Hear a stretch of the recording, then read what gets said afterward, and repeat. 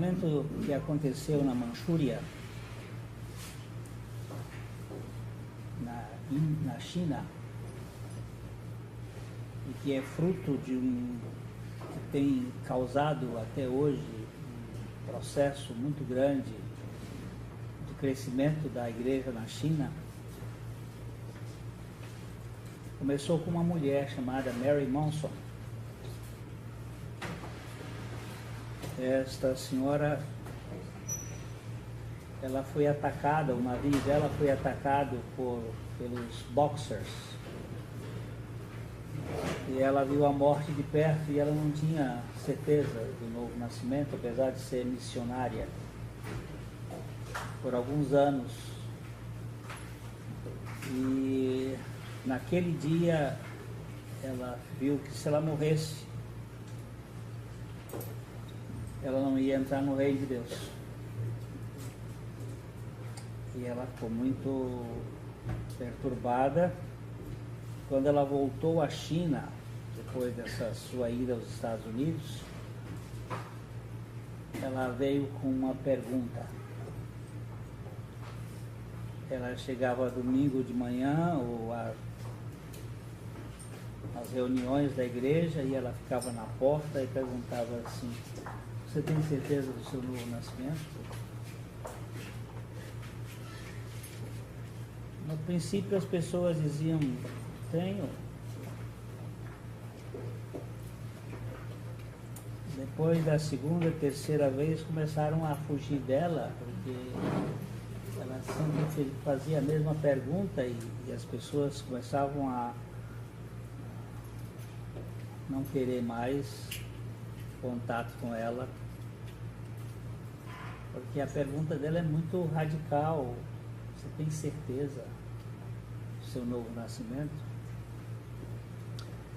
E aquilo foi perturbando mais gente até o ponto que os pastores americanos na China escreveram para a junta de Richmond nos Estados Unidos para que ela fosse embora. E mandaram ela embora.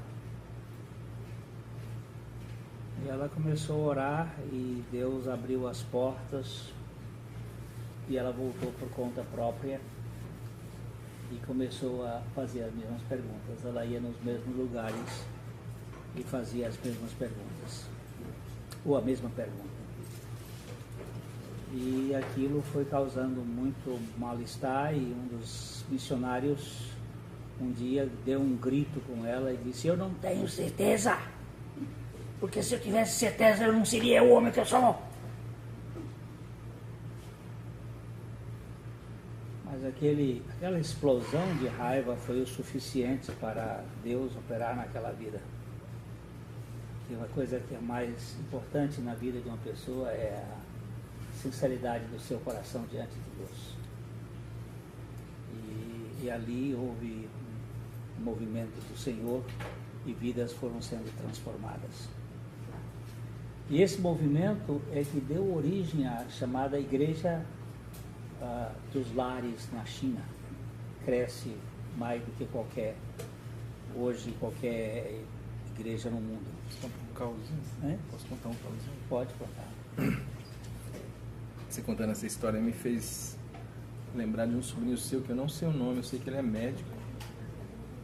E ele estava contando uma vez num acampamento que toda vez que o Abu Shain encontrava ele, o Abu Shain fazia a mesma pergunta, só que ele não perguntava se tinha certeza do novo nascimento, ele perguntava se ele já tinha experimentado a morte com Cristo.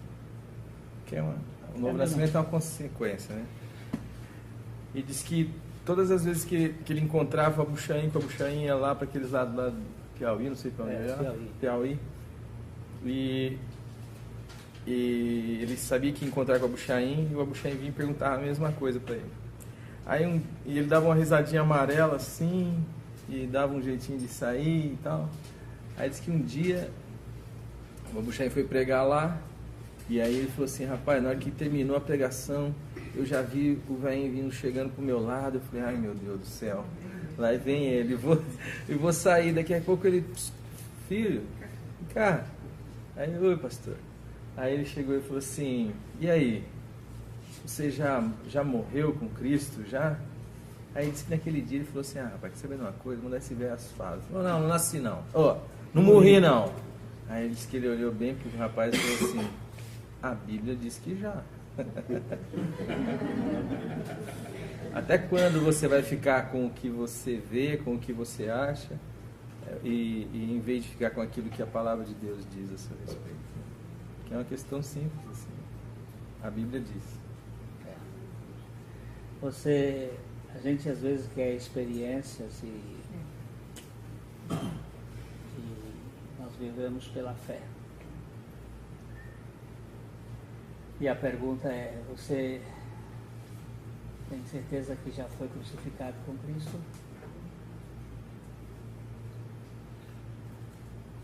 Este é o Evangelho todo.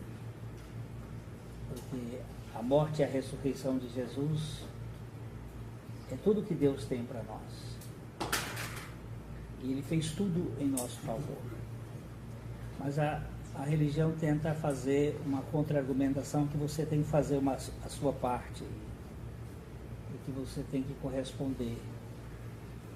E, na verdade, é o próprio Deus que faz você tanto obedecer como o realizar. É a graça de Deus que executa. E nós vimos que Deus chamou Abraão do meio absolutamente pagão, com uma história e raízes no paganismo, e Deus começa a trabalhar na vida de Abraão para desarraigar deste mundo, retirá-lo da sua autoconfiança, colocando nele a confiança no alto de Deus. Mas é um processo que Deus vai fazendo na vida de Abraão. E nós já vimos aqui as várias quedas que ele teve. Ele vai ao Egito, ele traz do Egito uma moça, ele leva o sobrinho, e todo esse processo de Deus no encalço de Abraão. Nós tínhamos parado aqui no capítulo 14 de Gênesis, quando aquela primeira guerra mundial, a guerra dos reis contra o ungido do Senhor, que ela é antiga, ela começa com Nimrod. Lá é o anticristo montando seus esquemas, e ele vem tentando colocar um sistema de cidades e de governabilidade do homem e do poder do homem sobre a humanidade. E nós encontramos aqui aqueles 4 reis que vieram de Siná, da Babilônia, e que se colocaram contra os 5 reis do vale de Sitim, ou de Sim, que é o Mar Morto hoje. Capítulo 14 de Gênesis. E ali eles começaram a saquear e tomar. E eu queria começar no verso 12, que é onde nós terminamos lá, que aqueles reis se apossaram de Ló. Verso 12. Apossaram-se também de Ló, filho do irmão de Abraão, que morava em Sodoma, e dos seus bens, e partiram. Vocês se lembram como é que Ló foi para Sodoma? Ele foi lentamente armando a sua tenda e foi se aproximando até chegar em Sodoma. Quando ele chegou em Sodoma, Sodoma o prendeu. É assim que a gente vai se acostumando. O sistema desse mundo vai nos prendendo, vai nos amarrando, vai mantendo, e nós vamos devagarzinho aceitando essas coisas, aquilo ali não é tão ruim assim. Daqui a pouco a gente está envolvido. E quando o Ló estava lá em Sodoma, esses 5 reis daquele lado lutando com os outros 4 vieram e ele foi, diz assim, apossaram-se também de Ló. Essa palavra que eu queria pensar, o que o mundo tem se apossado de nós. É um sistema de escravização e de consumo que vai nos sugando as energias. Você deixa de ser uma pessoa e passa a ser um escravo de um sistema. Apossaram-se de Ló, que morava em Sodoma, apossaram dos seus bens e partiram. Em rumo à Babilônia, levando o Ló.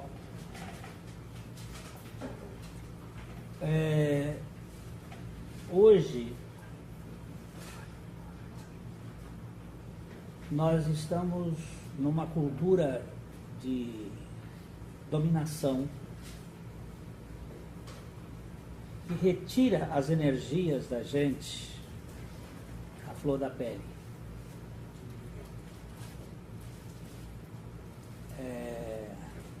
São estes governantes do mundo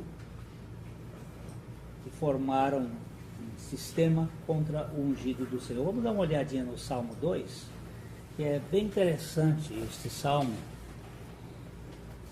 à luz de toda esta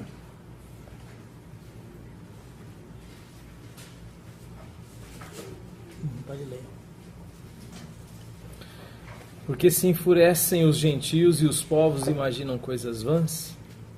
Os reis da terra se levantam e os príncipes conspiram contra o Senhor e contra o seu ungido, dizendo: rompamos os seus laços e sacudamos de nós as suas algemas. Olha só, eles acham que o Senhor tem conosco uma relação de dominação, quando cativeiro aí por que as pessoas imaginam coisas vãs? Porque os reis da terra se levantam e os príncipes conspiram contra o Senhor, dizendo: vamos sair deste elo, deste lugar de relação, desses laços, vamos sair disto, vamos quebrar as algemas, vamos sair dessa vida, dessa mesmice, dessa vidinha. Só que se você sai dessa vida de comunhão com Deus, você entra numa vida de droga. Você fica drogado pela emoção, pelos sentimentos, e aí você é consumido.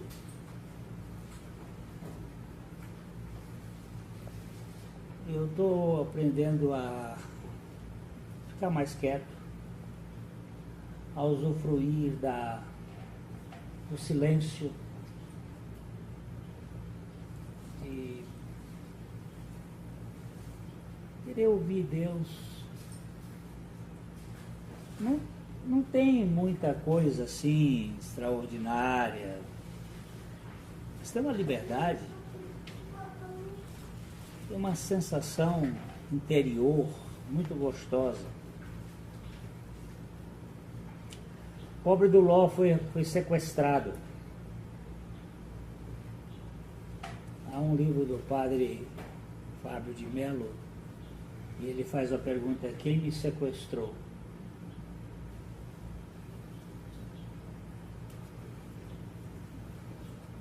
o mundo e a religião são sequestradores.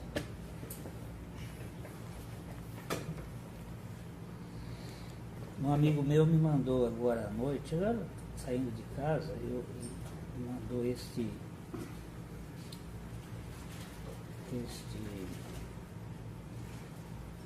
e-mailzinho que é interessante.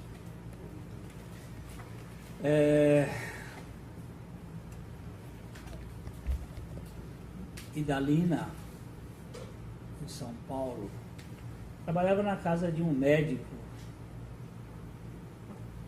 Durante anos, ela foi o anjo da guarda daquela família. Cuidava da limpeza, da cozinha, da roupa, ajudou a criar os filhos, que como todos a adoravam, gostavam muito dela.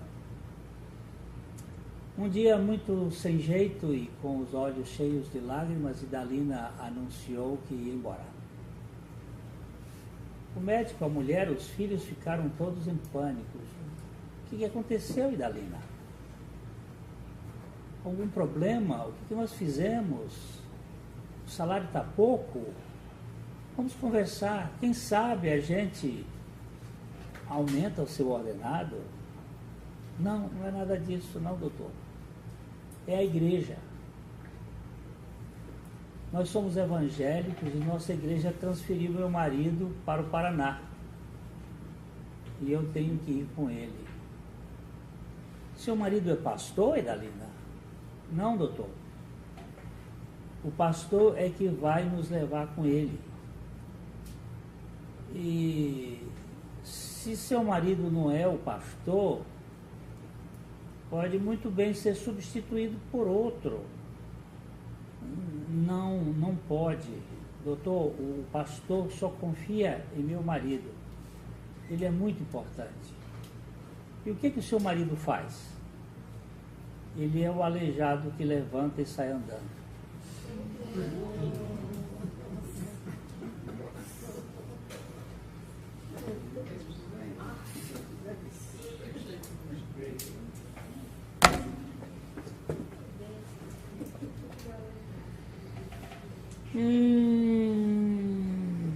Isso aqui é juro ou é de verdade? É verdade.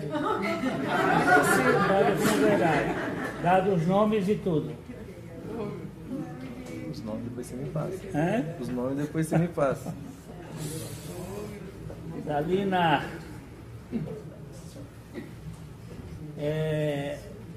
isso é sequestro. Isto é sequestro. Isto é apossar-se das pessoas. Ou com milagres, ou com uma teologia de prosperidade você vai fazer para poder... Essas são formas que se usa para roubar a pessoa de uma identidade de confiança com um Deus que ama incondicionalmente. É triste, a gente dá vontade de chorar com um negócio desse. Mas esta é a conspiração que esses reis lá fizeram, que Nimrod fez e que hoje é feito. Grande parte desse sistema religioso que está aí, ele é financiado pelo Banco Mundial.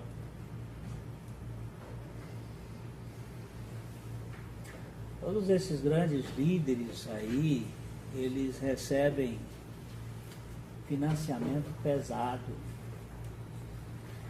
E isso é a forma como, tanto no mundo político como no mundo religioso, eles estão sequestrando as pessoas.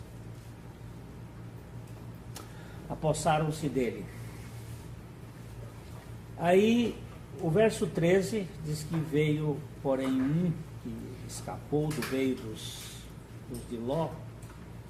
E o quê? E contou a Abraão, o hebreu, Este habitava junto aos carvalhais de Mamre, o amorreu, irmão de Escol e de Aner, os quais eram aliados de Abraão.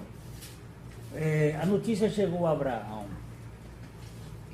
E quando Abraão soube da notícia, veja aí o verso 14, que ouvindo Abraão que seu sobrinho estava preso, fez sair 318 homens dos mais capazes, nascidos em sua casa, e os perseguiu até Dan.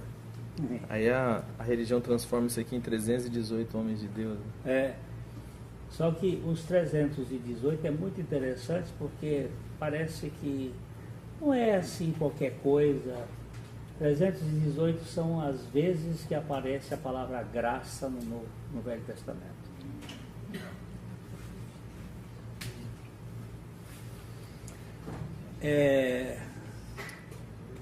318 homens que Abraão junta um exército aparentemente pequeno, mas suficientemente poderoso, que vai perseguir para arrancar Ló das mãos desses sequestradores.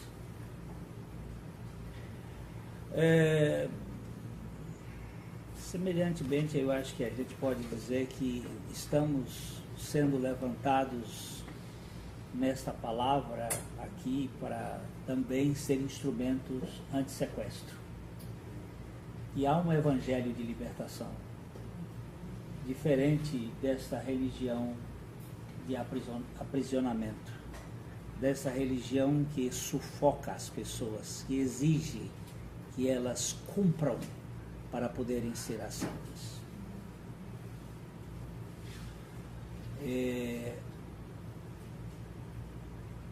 Abraão foi, durante a noite, você presta atenção que eles repartidos contra eles de noite, ele e os seus homens, feriu-os e perseguiu até o barco que fica à esquerda de Damasco. Se você ouve a palavra Damasco hoje, você nem toma muito. Mas eu só queria que você tomasse um pouquinho da atenção para a palavra Damasco. Esta é uma cidade antiga, é uma cidade que está ligada ao grande conflito. Possivelmente, nesta primeira lua vermelha deste ano, que vai ser lá para o dia 14 de abril, possivelmente alguma coisa vai acontecer por ali. É sempre a gente ficar alerta, como Maria ficava alerta com relação às coisas que o Espírito Santo dizia a respeito do nascimento de Jesus. Hoje nós precisamos ficar alertas. Benjamin Netanyahu disse há poucos dias antes do Natal, acho que Obama cometeu um equívoco. Fazer uma aliança conosco e com a Arábia para que haja o acordo em que, inclusive, o Papa seria uma espécie de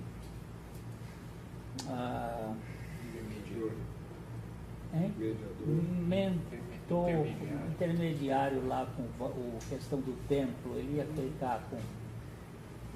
Ele parece que eles cometeram um equívoco. Ele deixou entender que este acordo, que termina realmente no dia 14 de abril, foi um tratado meio à revelia do que Israel pretende. Essa é uma guerra muito antiga e é a guerra mais perversa do mundo, que é capturar as pessoas e mantê-las dentro de sistemas de aprisionamento, quer filosóficos, políticos, religiosos, onde você não é uma pessoa livre para viver como filho. E Abraão lutou durante a noite contra eles. E trouxe de novo todos os bens, e também a Ló e o seu sobrinho, os bens dele, e ainda as mulheres e o povo.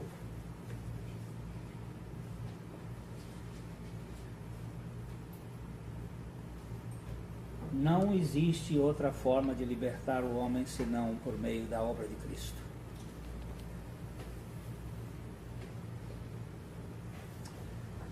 Não existe meio de enganar os eleitos de Deus. Quando Deus liberta uma pessoa, ele é liberto e não pode ser sequestrado mais. Amém. Nada neste mundo pode demover aquilo que Deus faz.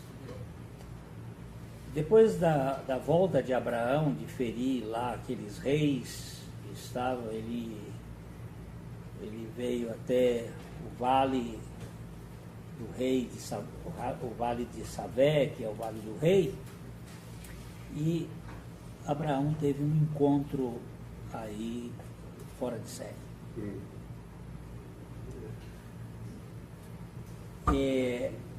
Esta é a primeira vez que aparece a palavra sacerdote na Bíblia. E esse sacerdote que aparece aqui, ele é um sacerdote tipológico, fora de todo o contexto. Pode ler aí, doutor. Melquisedeque, rei de Salém, trouxe pão e vinho. Era sacerdote do Deus Altíssimo.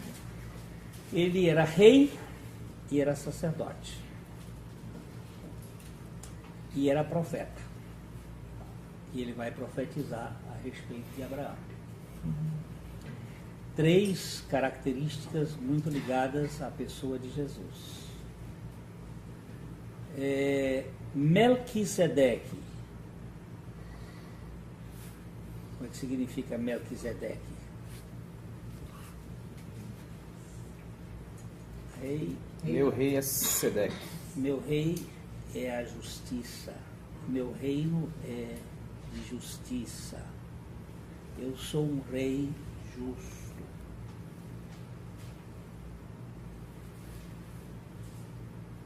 Ele é rei de onde? Salém. Salém. Eu sou o rei da paz. A justiça, o efeito da justiça é paz.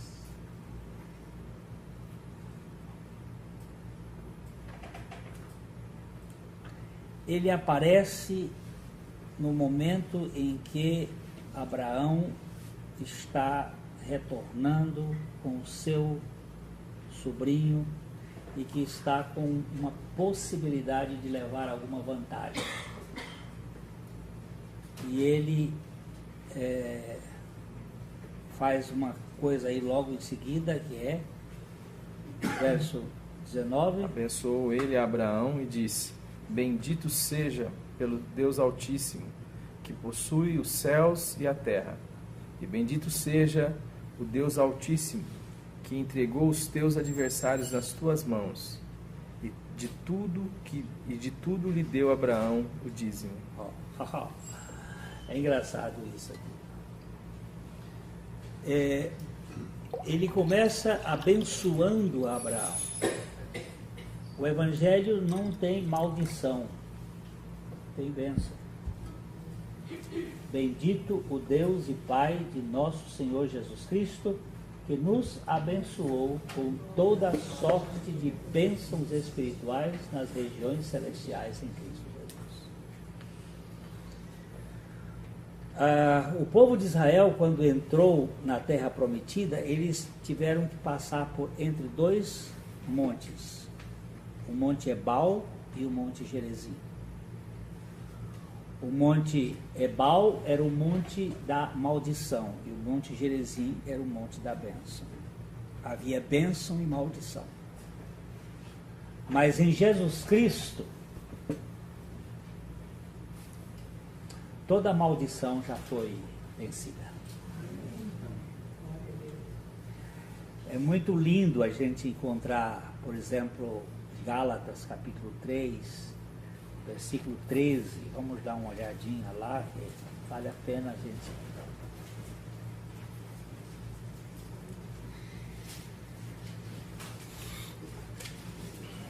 Esperar um pouco achar. Esperar um pouco achar. 3:13, né? 3:13.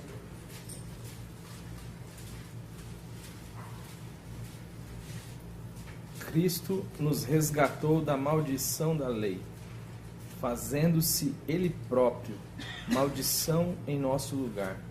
Porque está escrito: maldito todo aquele que for pendurado em madeira, para que a bênção de Abraão chegasse aos gentios em Jesus Cristo, a fim de que recebêssemos pela fé o Espírito prometido.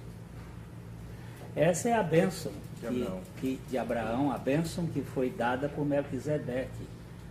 Abençoou ele a Abraão. E Cristo... Alguns vão dizer que Melquisedeque é uma teofania. É de Cristo, é. Mas eu acredito que fosse mesmo um homem. Ele era um... Só que é uma figura. Como Davi foi uma figura. Ele é um personagem que na tipologia ele está manifestando aquilo que Cristo veio fazer. Que é primeiro abençoar, porque ele levou a maldição sobre si.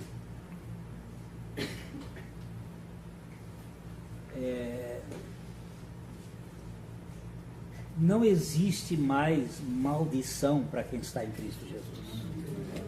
Nem quebra dela? Nem quebra, porque ela já foi quebrada lá na cruz. Não é possível desfazer o que Deus fez. Uma vez eu fui chamado para quebrar uma maldição que tinha sido feita, e eu gastei a tarde toda só pregando o Evangelho para a pessoa, para ela entender, para ela saber e poder crer, depois entender que tudo já foi feito em Cristo Jesus. Eu não fiz nenhuma oração, eu mostrei o Evangelho. E quando a pessoa creu, bem, podemos ir embora, que a maldição já foi feita. Ele se fez maldito por nós, para que nele nós fôssemos feitos a justiça de Deus. É impressionante você chegar assim, ó. Eu quebro! O bicho já tremeu todo. Pronto, aí dá uma impressão, uma coisa que vai. E psicologicamente exerce um. Mas não é fé. Você foi o aleijadinho. Mas O aleijadinho. a unção foi grande, irmão. Isso não é fé. Hoje de manhã nós estávamos aqui falando sobre esse assunto e vendo o seguinte, que fé é para cada passo. Eu não preciso ver lá. Se eu estou vendo lá, já não estou andando por fé. Me dá luz para que eu veja cada passo. Lâmpada para os nossos pés. Lâmpada para os nossos pés. Eu não preciso ver o futuro. Eu não preciso ver o caminho todo. Estou andando por fé. Estou andando pela direção de Deus. Quando eu vou a uma cidade grande, que eu vou de carro, e que sempre procuro, antigamente, quando não tinha GPS, eu pedia um irmão para me pegar lá no canto, aí eu vou seguindo ele. Não vou me debater, não, né? Hoje você fica se debatendo com a mulher do GPS. A mulher do GPS, eu fico brigando com ela. Ô mulher idiota. Aí fica, vai pra aí não. E ela mantém o controle. É? E ela mantém o controle. Ela mantém. E ela Quando ela fica brava, ela xinga ele e fala assim, recalculando. recalculando. Esse é o ápice do nervosismo. É o ápice dela. Mas o fato é que você tem um Deus que vem ao seu encontro. Não é de encontro, é ao seu encontro. O Deus que vem com a manifestação da sua bênção. Ele tira os sequestrados, ele organiza a guerra com a graça e depois ele traz e diz assim, abençoado seja. Primeiro ele diz, abençoou ele dizendo, bendito seja Abraão pelo Deus Altíssimo. Bendito seja Deus Altíssimo. Que possui os céus e a terra. Quem possui os céus e a terra, quanto falta? Aí depois ele disse, bendito seja o Deus Altíssimo que entregou os teus adversários nas tuas mãos. Abraão, o que você fez? Eu fiz uma guerra. Não, meu caro. Foi o Deus Altíssimo que entregou os teus adversários nas tuas mãos. O Evangelho é Deus dando e fazendo tudo a quem não merece nada. É bom ou não? Como disse um irmão uma vez lá em São Paulo, num estudo, ele disse, é bom demais para ser verdade. Eu digo, porque é verdade, é bom demais. Esse evangelho é o evangelho das insondáveis riquezas de Cristo. Aí o Abraão, ele disse, de tudo lhe deu o dízimo. Não é uma propina. Interessante. Não é uma gorjeta para o garçom. É um ato de adoração. Interessante aqui, Glenn, na diferença entre religião e evangelho, é que na religião você dá o dízimo e é abençoado. Aqui o cara foi abençoado antes. É sempre assim. Na religião ele está dizendo, o sujeito dá o dízimo para ser abençoado. No evangelho você é abençoado e aí você dá o dízimo. Porque primeiro Melquisedeque abençoou Abraão. Primeiro Melquisedeque abençoou Abraão. Depois ele, num ato de adoração, ele se prostra dando o dízimo. Como que dizendo, ele me deu tudo, ele é o Senhor dos céus e da terra, mas eu vou prestar uma adoração dando um significado. O dízimo não é pagamento, o dízimo não é obrigação, o dízimo não é... Eu posso dizer mais, né? Não é barganha, o dízimo é um ato de adoração. Adoração de quem foi abençoado, de quem foi alcançado pela graça de Deus. Isso que ele diz lá naquele, Malaquias, né? Trazer o dia e depois fazer prova de mim. Se eu nos abrir as janelas do céu, derramar as maiores bênçãos. Mas eles usam isso aí para dizer o seguinte, se você trouxer, Deus vai fazer. Mas ele faz, porque ele faz o sol vir sobre maus e bons, e a chuva sobre justos e injustos, e ele é o Deus gracioso. Mas o ato de si é um ato de adoração. Aí o que aconteceu no verso 21, para a gente terminar por aqui, você falar o resto? Então disse o rei de Sodoma a Abraão, dá-me as pessoas e os bens ficarão contigo. Mas Abraão lhe respondeu, levanto a mão ao Senhor, o Deus Altíssimo, o que possui os céus e a terra, e juro que nada tomarei de tudo o que te pertence, nem um fio, nem uma correia de sandália, para que não digas, eu enriqueci a Abraão. Você prestou atenção aqui que ele disse, o rei de Sodoma disse a Abraão, dá-me as pessoas e os bens ficarão contigo?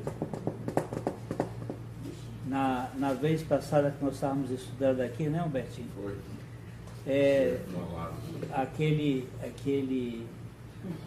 Chapelão. aquele homem da televisão lá, o Valdomiro. Valdemiro, Valdir. aquele apóstolo, ele estava devendo O Ratinho, o né? Ratinho? Não é o Ratinho. Não? Não, É outro nome. é outro, mas uma outra televisão lá.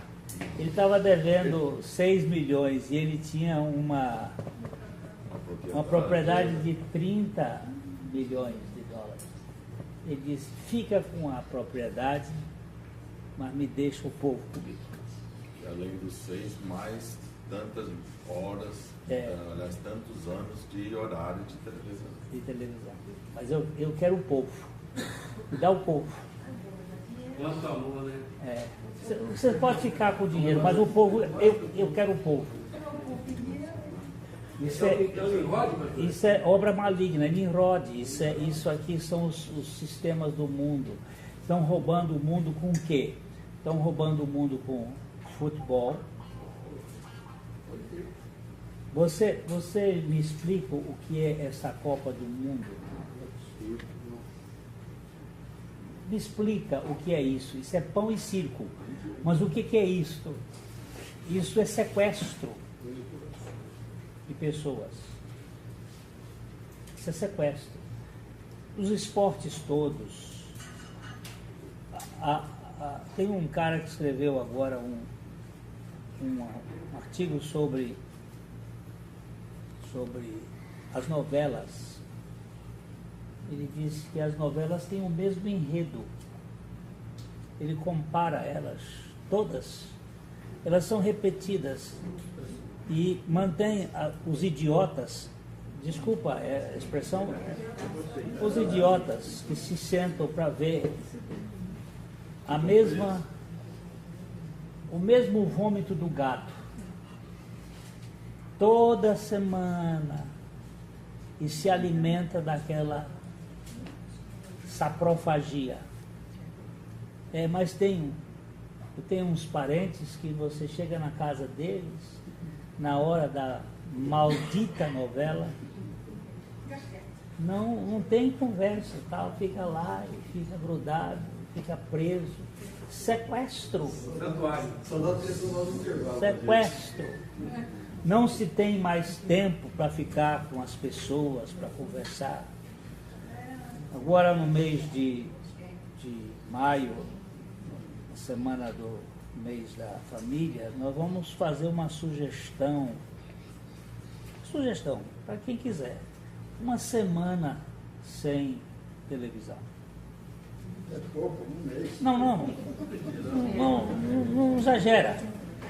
Vamos ver, uma semana para você fazer planos de fazer visita, de fazer um jantar, de juntar uns amigos para conversar, para ter relacionamento, para conviver, para curar a sua depressão,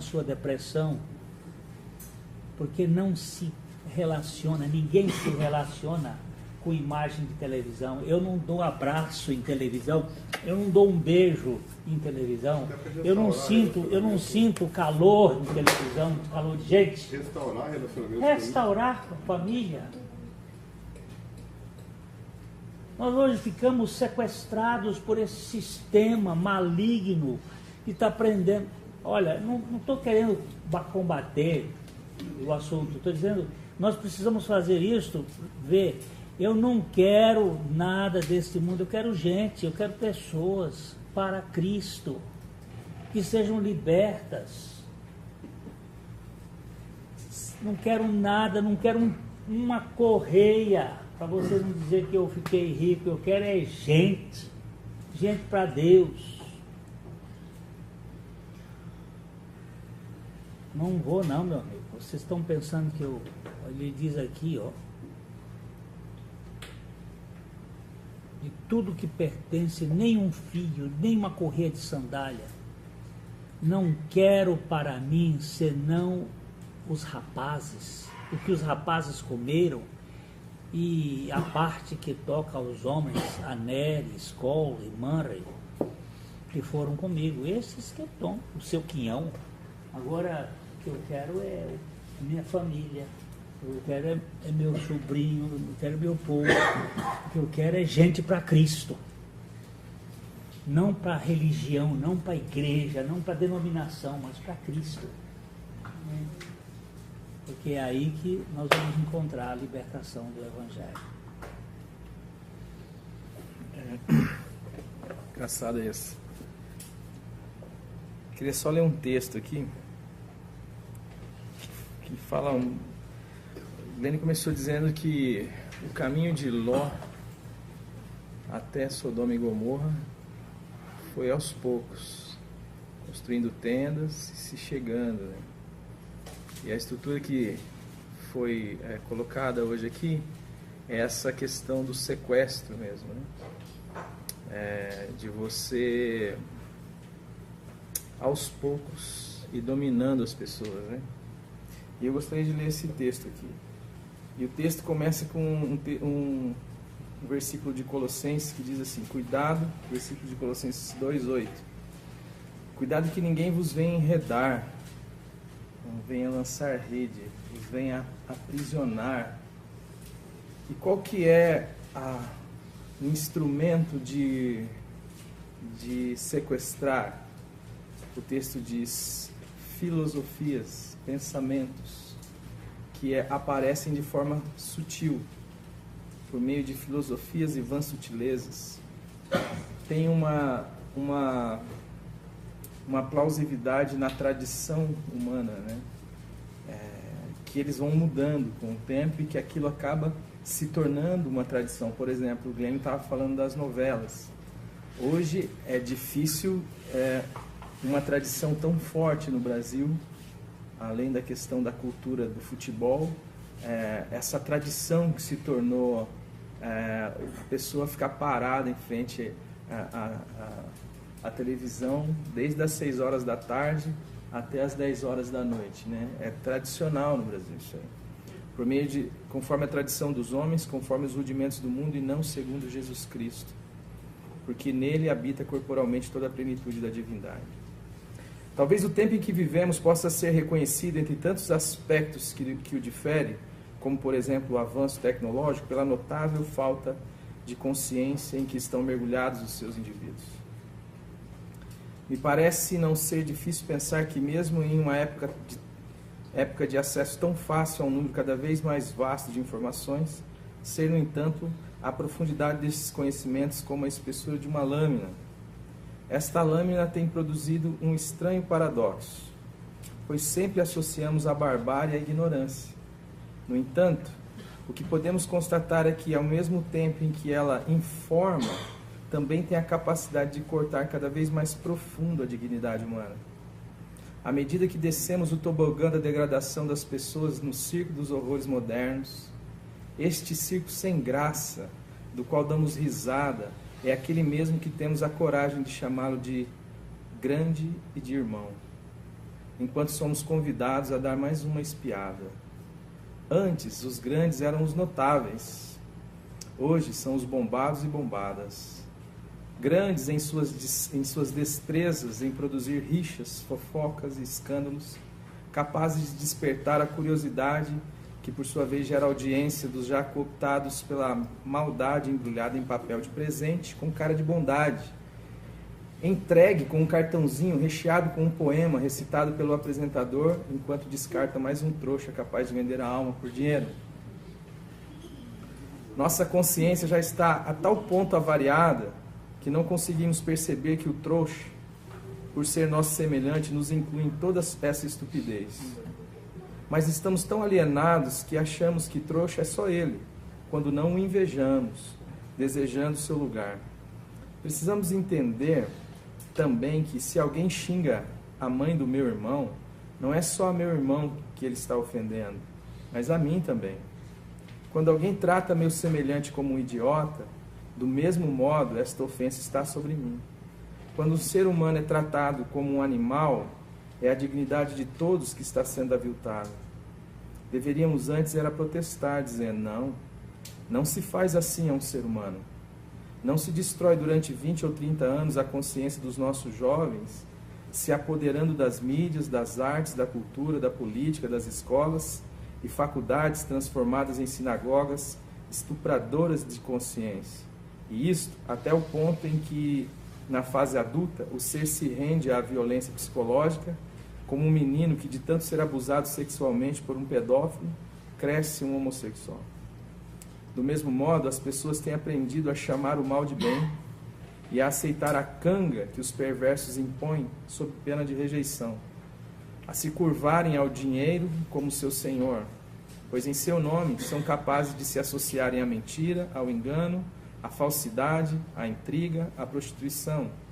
Se sujeitam a ser tratados como bois, tendo em vista o confinamento, a dar vazão ao que há de pior na natureza humana, tendo como justificativa única a bênção de Mamon.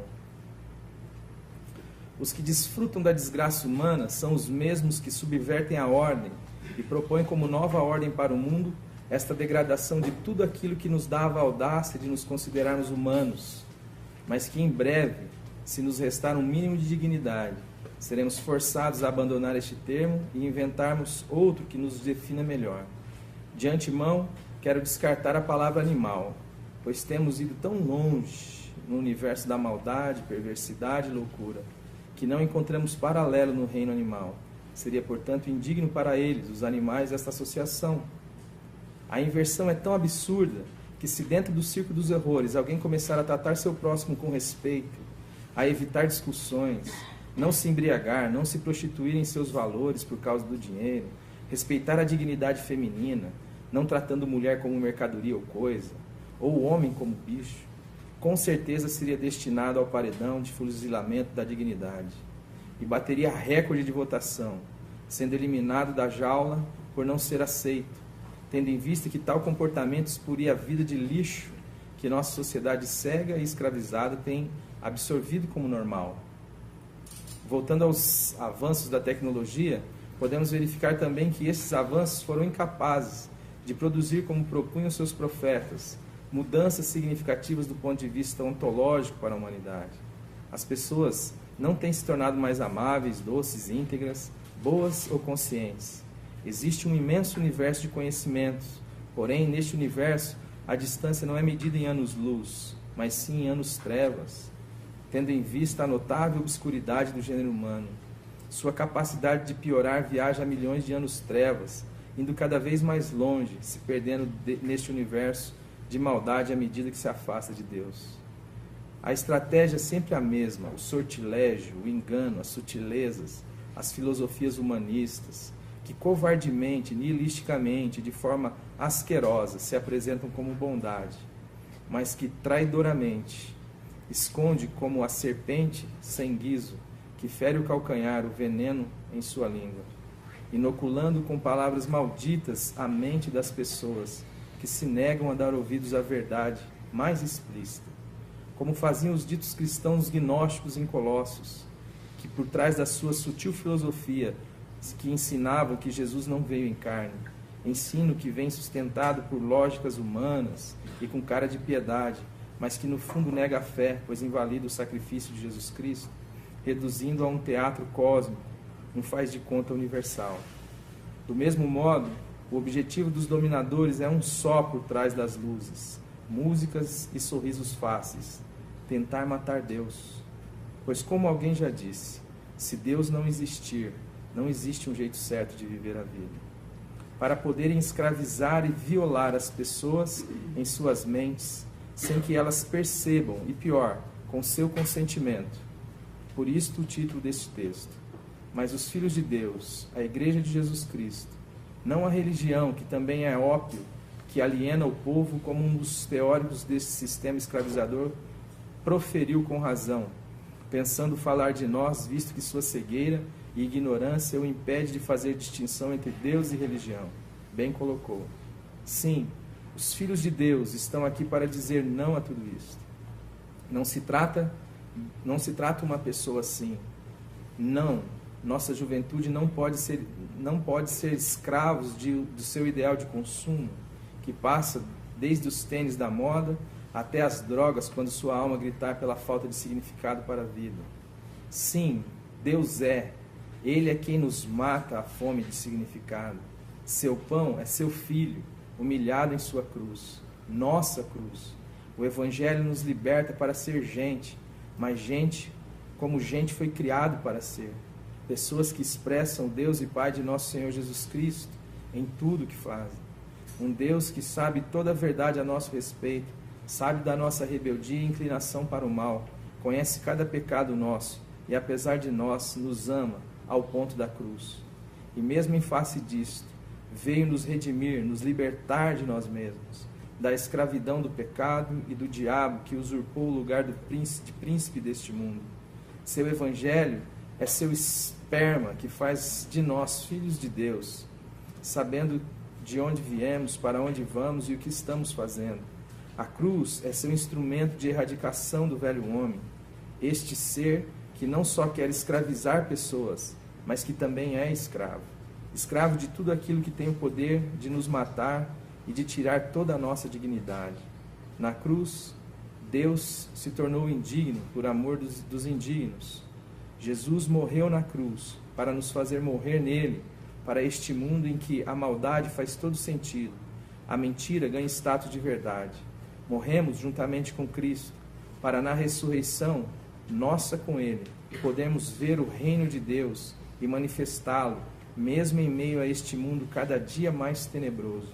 Por esta razão, somos chamados a sermos sal e luz, e a brilharmos como faróis, para que outros possam ser libertos dessa cadeia. Que o Pai nos dê coragem e santifique o seu santo nome na sua igreja. Amém. Amém. É isso que nós precisamos. É ser soltos desse sistema sequestrador. Ser libertos. E a alforria disso aí aconteceu lá no Calvário, onde Jesus, com amor louco e furioso, nos fez parceiros dele. Eu quero saber quem é que domina um morto.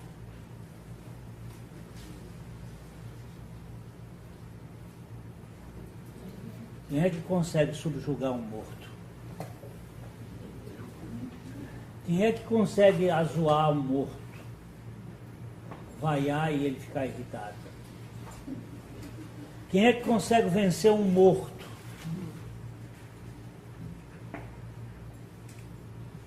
Trabalho insano.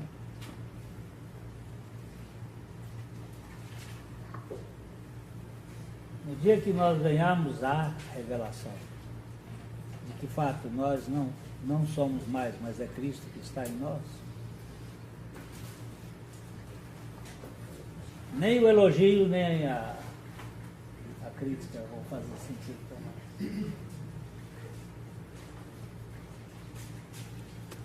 Aí somos invencíveis, libertos. Quem que sequestrou? Quem que me sequestrou? Não sei quem foi que me sequestrou, mas quem me libertou eu sei. Transportou, né? Transportou do rei. Ok, queridos? Na vez que vem,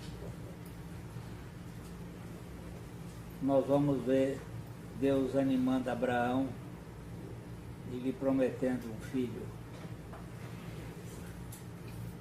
Deus agora disse, eu vou começar a preparar você para uma realidade que você não conhece.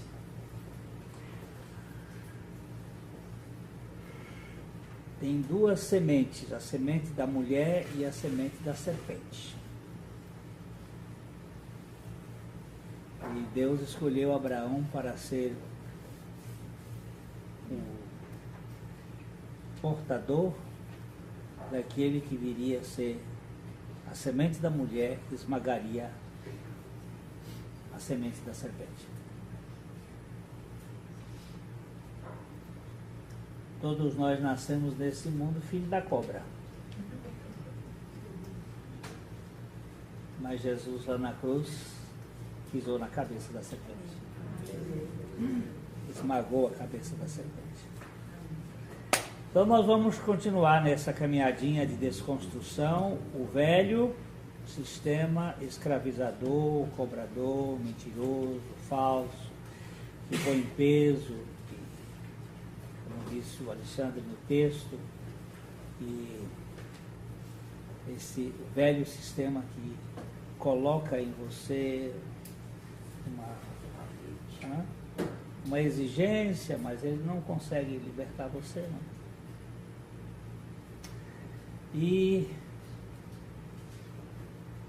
o gesto invulgar do Calvário. Um Deus se torna gente para que a gente seja gente como se deve ser. Pai, nós te damos graças pela suficiência de Jesus, porque Ele é capaz de fazer esta obra de nos tirar das garras dos reis deste mundo, dos sistemas que nos aprisionam, para vivermos na casa, na tua casa, na casa do amor incondicional. No nome de Jesus. Amém.